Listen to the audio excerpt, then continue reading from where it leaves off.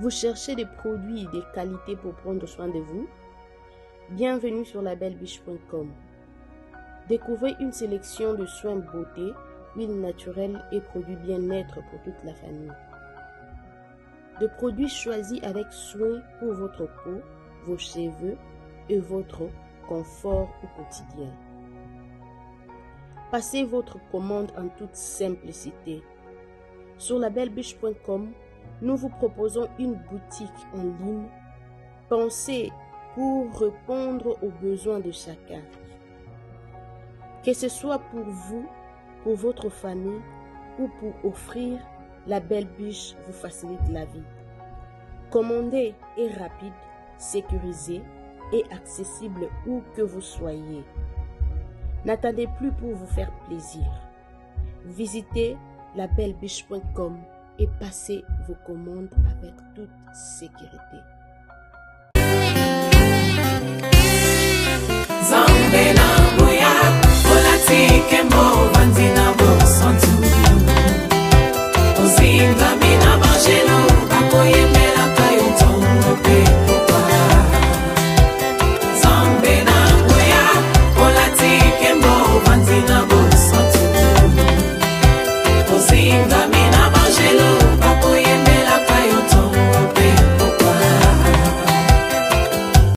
MDG TV, une chaîne Want pour la cause de Christ. Mafuta ya sika, mafuta ya sika, mafuta ya sika.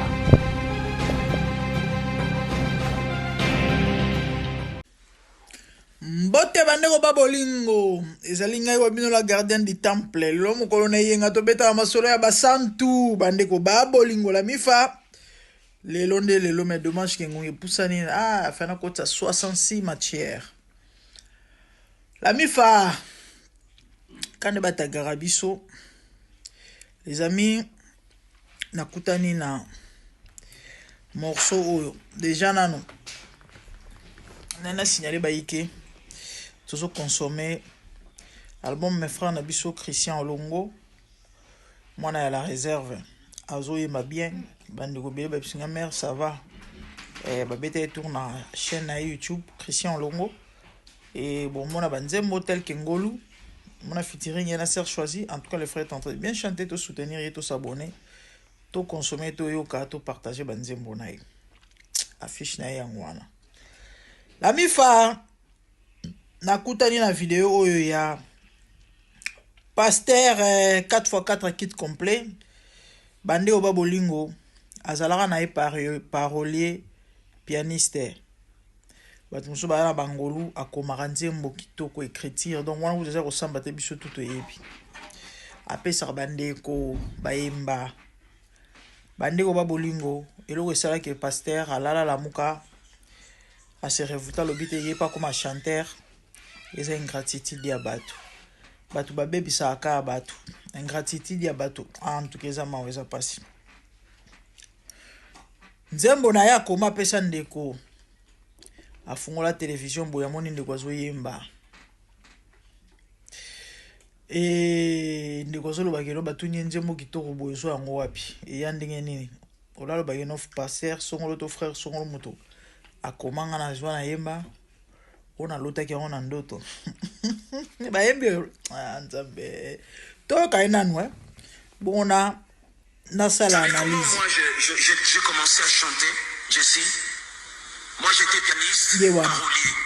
J'écrivais pour les gens des chansons. Il y a des chansons tu connais, tu sais faxer à moi. Et un jour, j'ai allumé la télé et je voyais un frère qui était en train de prier avec une chanson que j'avais écrite. Quand on lui a demandé au soit tiango api la dina lota ki ona ndoto. Aïe. Ba musicien nzambo. Nzamba lobe la kinga. Na mona ki lumière moko ba jolo ba bimeli ngai. Tu vois, on a tous des Esther qui sont arrivés et qui ont tout oublié. Plein, ils sont tout oubliés pendant. C'est que Mardocho dit. Nachana pause. Bandego. Banzembo belé to yebi. Ya frère au kate, ya frère nani au kate. banzembo bele ya bato bele toyembaka toyebi ezalaka ya bango te mutu apesa ye mutu akoma apia ye amekika peut-être moko améliorer tokanisaka ezalaka na bamusicien mondain na bamusicien mondain toyebi ke ezalaka trop sikoyo ce qui est déplorable eza nalobi e osala nini bakomeli yo nzembo yo mutu oyembi mais mpo olobaka ke non nzembo oyo mutu akoma yango eza frère songolo to mpe eza ndeko songolo ça fait quoi ça fait quoi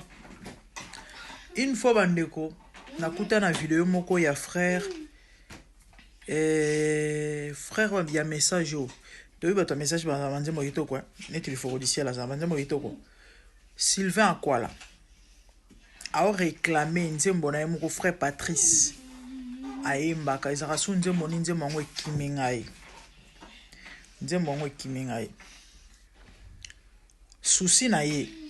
ezalaki te ke frère Patrice apesi mbongo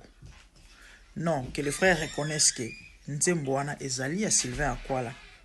mais c'est quand même méchant mutu apesi yo nzembo et du coup yo et puis so kuta ezalaki atake non batuni na bango yo te to lisolo yango ebetami nango te ça peut se comprendre batuni yo nzembo oyo ozwa yango ndenge nini to mpe ya nani to mpe oyo nalota yo na ndoto mais consciemment oyebi kolota yo na ndoto te mutu akomela yango mais eza mpe quelque part masumo te na ingratitude na kati quelle méchanceté nzembo bapesi yo oya koloba keno yo olotaki nzembo na ndoto ata vous-même prodige ata bino moko video na eza na émission na eza na YouTube ya frère Sylvain Akwala azali na esengo te koma ya kolobaki nzembo eza ye pendant ke nzembo eza ya ye te toyebi banzembo bele frère Patrice interpréta surtout banzembo akala ezali lifokodiciel toye koyeba yango kaka ntango lifoko akoma koyemba yango si je vous dis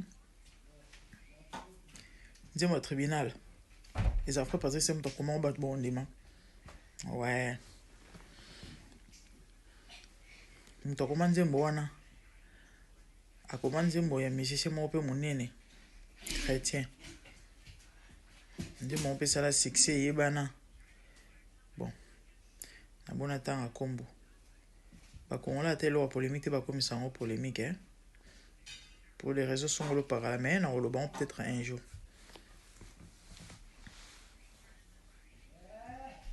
frère wana andovandaka na ndako grand frère na ye tellement andokoinse bana ya na ye mingi moko mosusu mwana moko akosilema moka viole ye nde babengana ye bongo akende kovanda na église c'est comme ça azwa inspiration ya nzembo moko boye oyo nazolobela wana mais nakobetela bino lisolo wana un jour epuis nakoyebisa bino le pourquoi na bokoloba ngo seko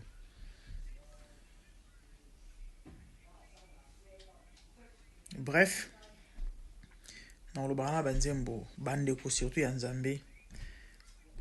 tobanga nzambe lisumu moke ezalaka te na ya monene la Bible dit soyez reconnaissant ndeko apesi yo nzembo oyemba to mpe interprété lobaki eza ya frère songolo nga na interprété to mpe totravaillaki yango ensemble pourtant mosu obakisaki mwa mungo mwa pilipili marché mais yo koya kokosa bato te keno yo olotaki nzembo na panda koyebiki eza ya yo te quand même tozala bato donc passer 4x4 akana kokoma moyembi te mais ingratitude ya bato moto ekosalaki lelo akoma moyembi parolier et que Dieu nous aide bato na nzambe neti nga nakoma banzembo ebele misuku na perda yango chaque téléphone nabungisaka chaque téléphone nanga oyo ebebaka ekendaka ata na une cinquantaine na bamélodie nzambe azoka ngai nazala ngolu wana surtout kale ntango nazalaka nano single ntango nazalaka nano busy te mwana te mobali te préoccupation te eloko te mosala te nazala so nakoti retraite ata ya 3 jours nakobima ata na album momba 10 titre nzambe alikolo azokanga de tel que nazalaka nakopesa bato banzembo ntango naloba no nzembo parce que ezala na likabo ok nana ekoma nzembo forme tout par la grâce de Dieu nakokoma nzembo bolingo nakokoma nzembo réalité na tei nakokoma na ngolo ya Nzambe c'est une grâce tala nakobeta tolo te déjà j'aime pas parler de moi ok mais tozo solo là nga nakokoma nzembo napesi aigle a validé ayembi yango pe palanga na te ya gardien du temple yo zwanga pete nakokoma nzembo napesi papa Jean Robert aoyemba tala bondimela ngai asi nakomela autorité mo nzembo nabimisa basecret d'état a bakongole bato bainterprétation ya mabe eza juste nzembo gratitude par rapport ya dévouement na ye mpo na mboka nona si nayembela nasai nakomela nzembo mpo na Facino na baélection bato yo bomona nzembo na nga wana il y a pas longtemps na poster même pas un mois plus ou moins un mois parce que na poster nzembo Facino na compte na nga non nasi nakomela Facino nzembo bon c'est juste un message na bana repasser ya to voter Facino ok il y a pas de péché mabe tongo adorer mutu message au tchango na nzembo c'est juste message aux passer bref bande konanga tous à la reconnaissance on t'a pesi nzembo yemba loba ke eza ya ye yo yembi kaka Londres en fait venez nombrer le 21 février 2026 à Dominion Center et venez adorer avec l'adorateur du Seigneur Papa Deningonde et boya ebele bana Londres boya bisali à Dominion Center de 9 de Broadway et numéro de téléphone ezawana bandeko vous pouvez me contacter aussi pour plus de précisions sur le ngosomba ticket na yo yaya komela ngai et topé bengangai pour na bana numéro na ezala na réseaux sociaux donc boya ebele et le 21 février 2026 na Dominion Center na Wood Green pardon et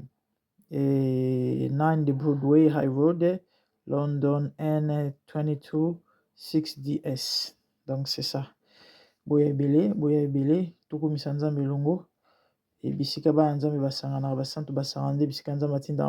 atindaka mapamboli selon Psaume 133 voilà donc c'est ça ba moment ya boye et ça ba moment historique à ne pas rater et ceux qui Nzambe momi ko kundola ba adorateur ya kala basel na Nzambe ya kala o bato mokili bakolo bakino bango baza bato akala so Nzambe mozongisa bango c'est que carence tozana carence ya ba vrai adorateur voilà to biso nyonso comment est-ce que Nzambe utilise Papa Deningonde na nzela na ba adoration banzembo lokola ba motema na ngai etondi na posa na yo boya ebele to kumisa Nzambe elongo na présence na ye bandeko soko pusani Bible lobi otikala lolenge moko te parce que dans sa présence il y a la gloire dans sa présence il y a la magnificence dans sa présence il y a la joie il y a la solution. Que Dieu vous bénisse.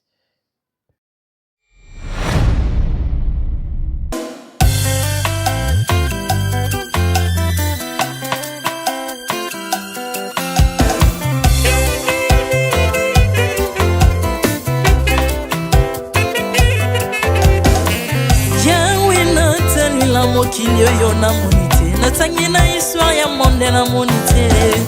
naluki nayemba pete toze po passer Seigneur je n'ai pas pris non plus entendu parler oya kokalala yo Yesu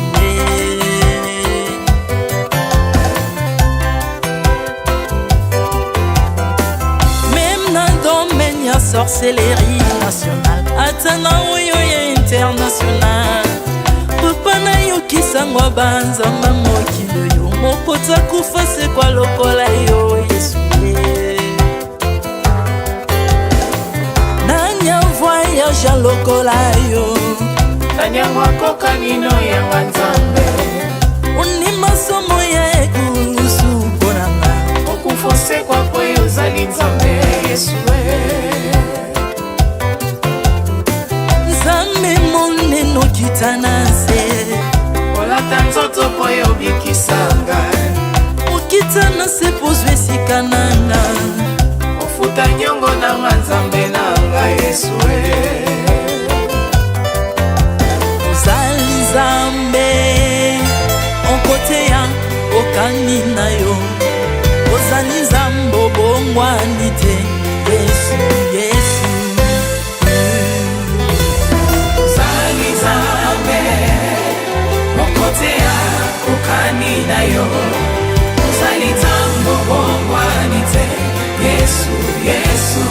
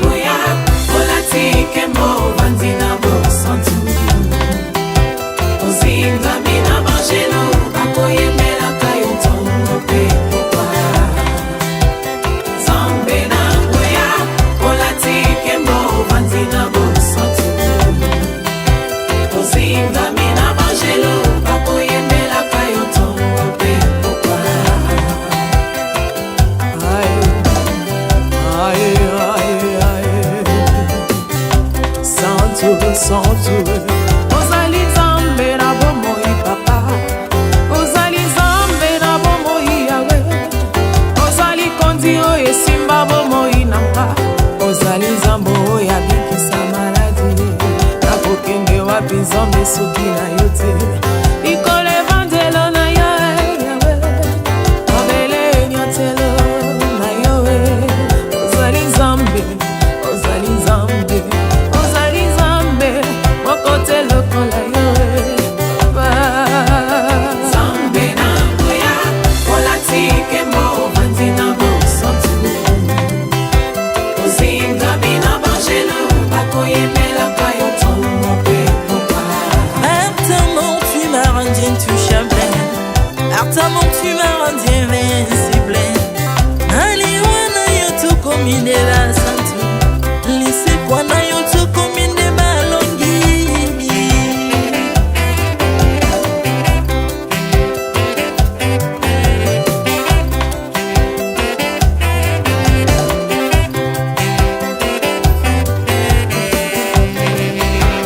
Zambe na ngoya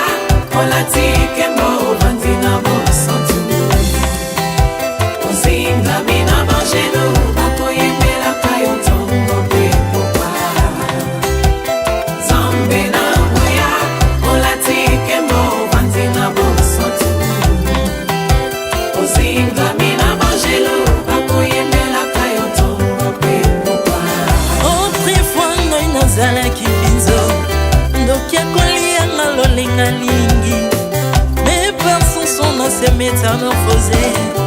osimingo sambwe maladie na miso olengo bebi naza toxique grâce à lui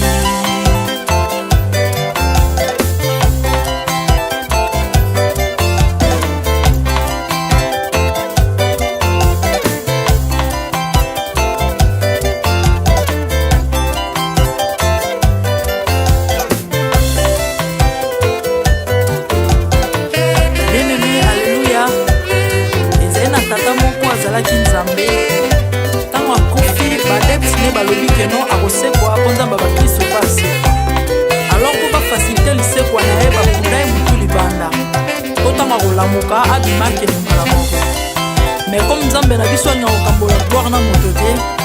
lobi nango na ntongo baya kokuta bangulu basepelisa motu ya nzambe na bango yango bien aime bato wana bakoma oyo biso toliaka ngulu te po milimo mabe ekotaka na ngulu bino boliaka ngulu te mpo milimo mabe ekota na ngulu bomelaka mai te mpo milimo mabe ekotaka na mai yango tokumisa nzambe po akufa asekwa avandi na loboko ya tata mpona kolinga sele mpo na nga